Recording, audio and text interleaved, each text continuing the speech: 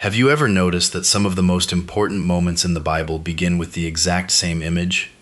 Not a battle, not a M, not even a prop, a door.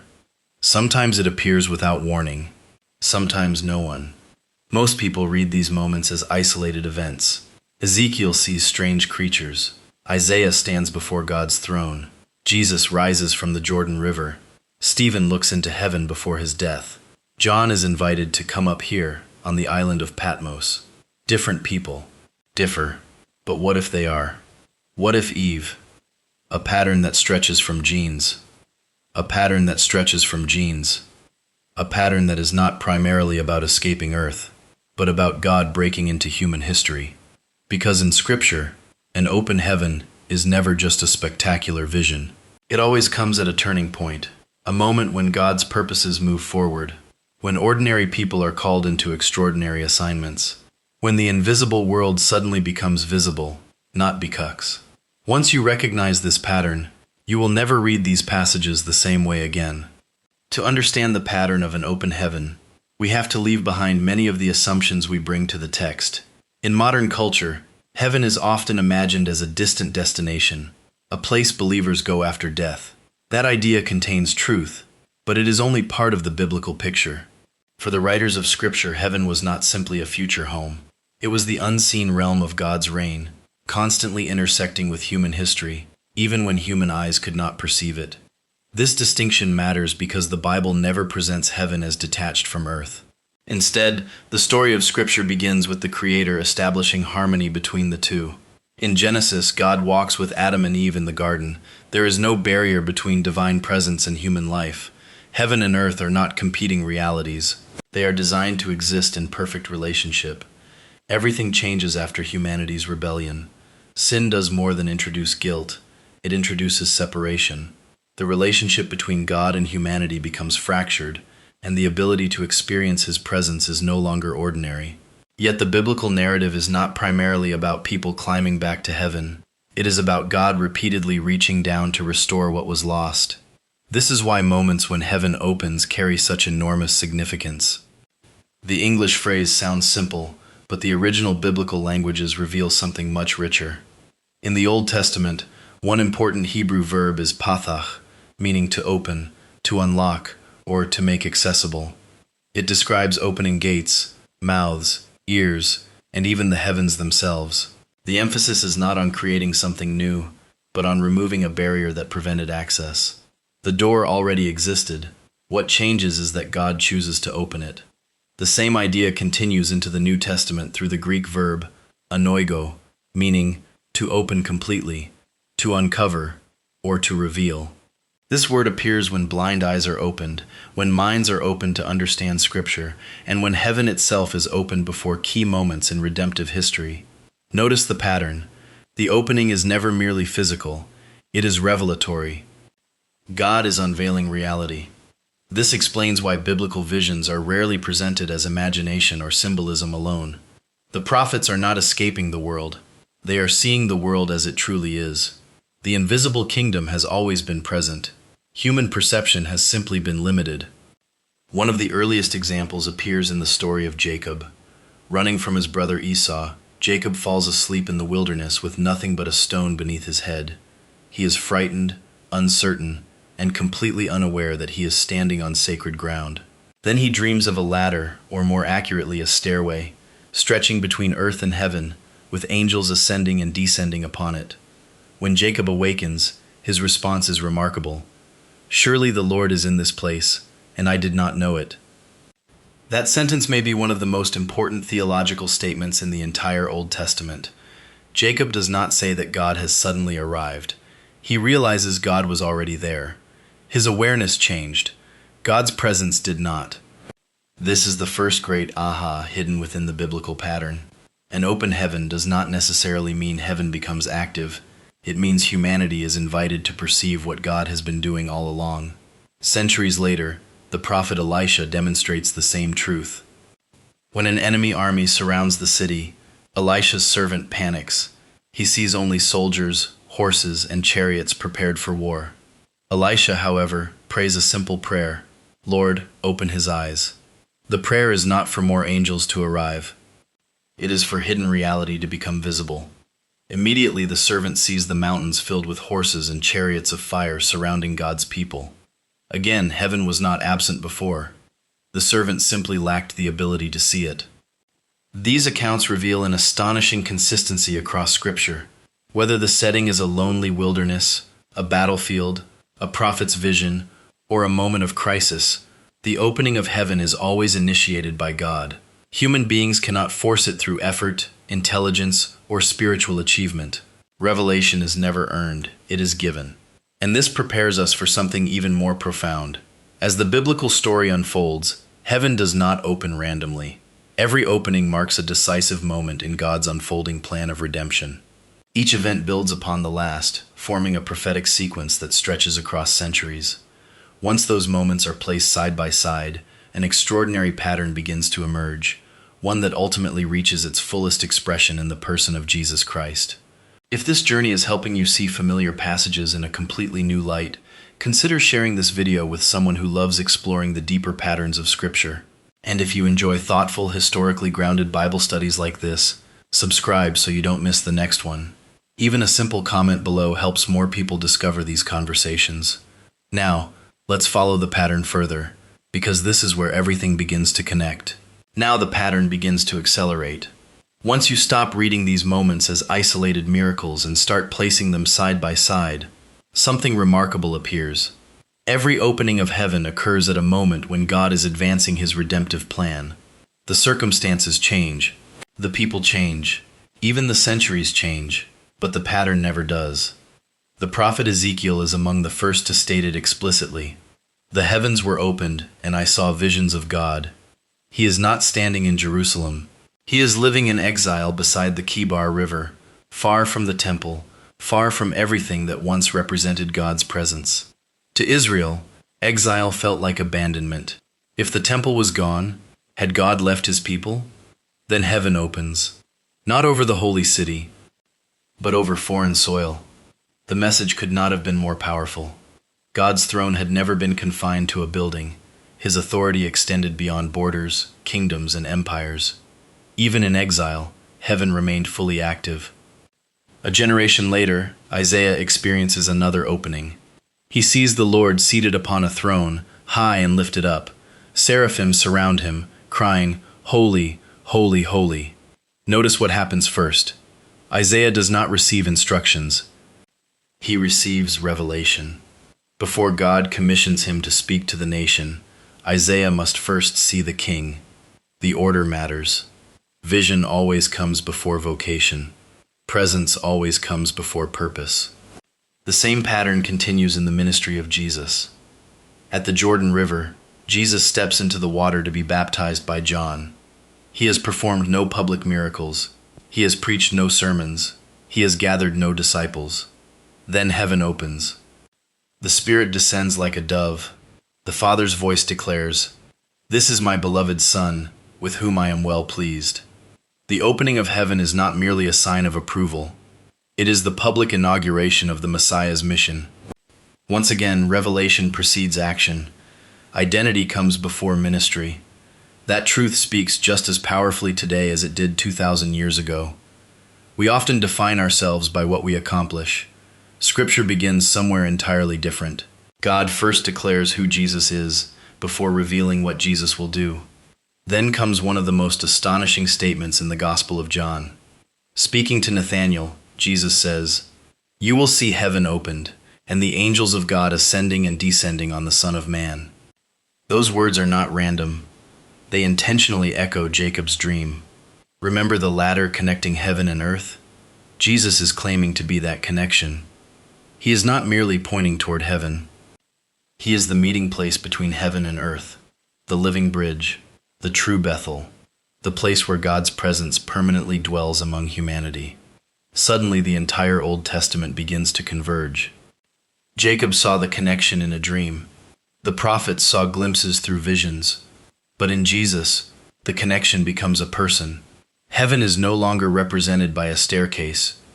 It walks among ordinary people. It eats with sinners. It touches lepers. It calms storms. It weeps beside graves. The pattern has reached an entirely new level. Heaven does not simply open. Heaven comes near. Đây là nửa đầu của Part 4, 498 từ. Phần còn lại 450 đến 500 từ sẽ kết nối. Stephen nhìn thấy trời mở ra. John's vision in Revelation, come up here. Vì sao mỗi lần heaven opens đều dẫn đến commission, judgment hoặc covenant renewal? Toàn bộ mẫu số chung từ Genesis đến Revelation. Cao trào thần học lớn nhất của video với nhịp điệu điện ảnh đúng phong cách Deep Made Symbol. Chờ bạn trả lời. Ok, mình sẽ gửi ngay Part 4, phần 2. Ok, Part 4.